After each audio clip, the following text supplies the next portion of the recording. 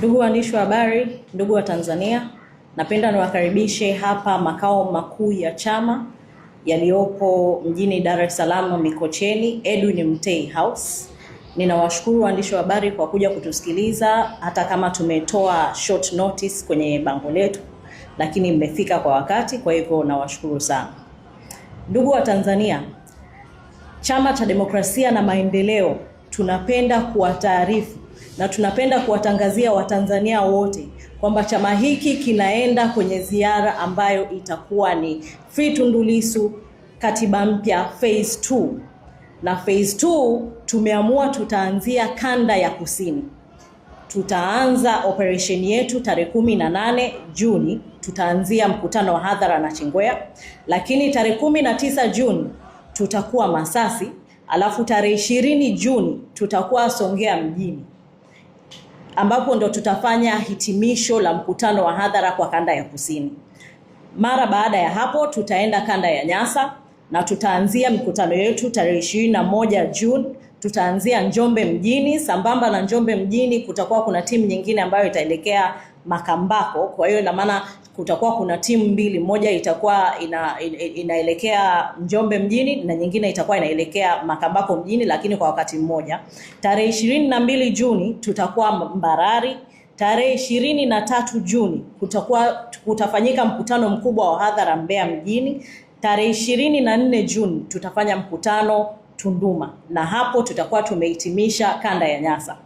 Mara baada ya hapo tutaelekea kanda ya Magharibi ambayo itakuwa ni tarehe 25 Juni tutakuwa Mpanda mjini, alafu tarehe 26 Juni tutakuwa Tabora mjini. Sasa kwa nini tumeamua sasa chama kiende kwenye phase 2 ya operesheni katiba mpya Free Tundu Lissu? Tumeona kabisa kwamba bado sauti zetu hazijasikika, bado sauti zetu zinafinywa na vyombo vya dola, bado CCM ni kama wanajimilikisha vyombo vya dola na kufifisha sauti zetu. Ukiangalia bajeti ambayo imetangazwa hivi wiki iliyopita, unaona kabisa hakuna kipengele chochote ambacho kinazungumzia bajeti ya katiba mpya. Na sisi kama Chadema tunasema hilo sio sawa, kwa sababu mnakuwa mmewanyima Watanzania mapato, mmewanyima Watanzania namna ya kujitanua na namna ya kujikwamua kwenye umasikini. Sasa sisi kama Chadema tunasema hii operesheni tunaenda kuzungumza yote hayo hadharani.